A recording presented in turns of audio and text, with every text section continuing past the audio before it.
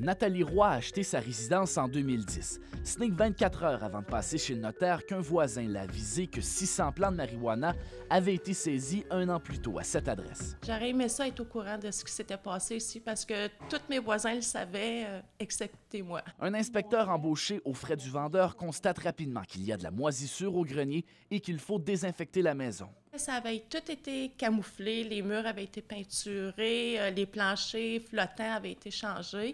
Dans les garde-robes, du plafond, du grenier jusqu'au sol, il y avait eu des installations avec des tuyaux là, pour faire la ventilation. Les vendeurs de drogue n'hésitent pas à transformer des maisons en serres hydroponiques, des installations qui demandent un haut taux d'humidité dans la propriété. L'humidité que la culture va produire va s'imprégner dans les matériaux, va traverser le gypse et aller dans les murs et plafonds. Et ensuite, à l'intérieur, ça forme de la moisissure, ça peut former de la moisissure.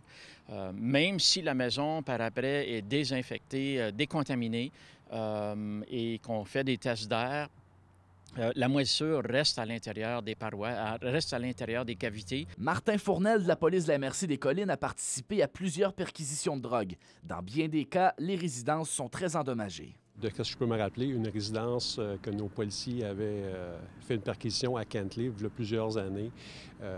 La structure de la maison était attaquée.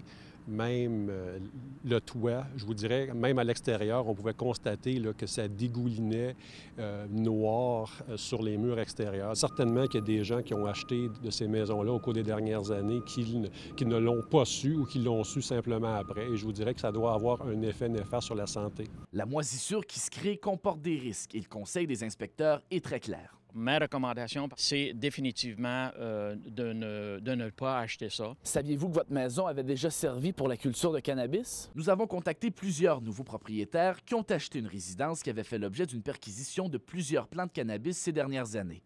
Dans plusieurs cas, les acheteurs n'ont pas voulu participer au reportage, mais ils avaient l'information au moment d'acheter. Vous êtes conscient qu'il y a déjà eu des démantèlements de serres hydroponiques? Oui. Vous avez quand même acheté la maison, pas de problème? Oui, merci, bonne soirée. Mais c'est nous qui l'avons appris à cet homme de Gatineau qui vient tout juste d'acheter une résidence.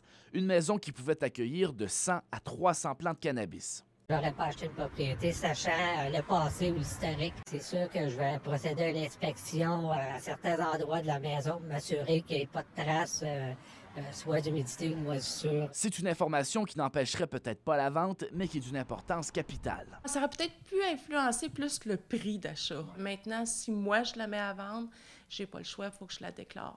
Des maisons qui ont déjà fait l'objet de perquisitions de serres hydroponiques sont à vendre actuellement en Outaouais. Mon collègue Pierre-Jean Séguin en a visité quelques-unes et vous verrez demain que les vendeurs n'ont pas tout dit. Y a-t-il quoi de significatif? Simon-Pierre Ouellet, TVA Nouvelles, Gatineau.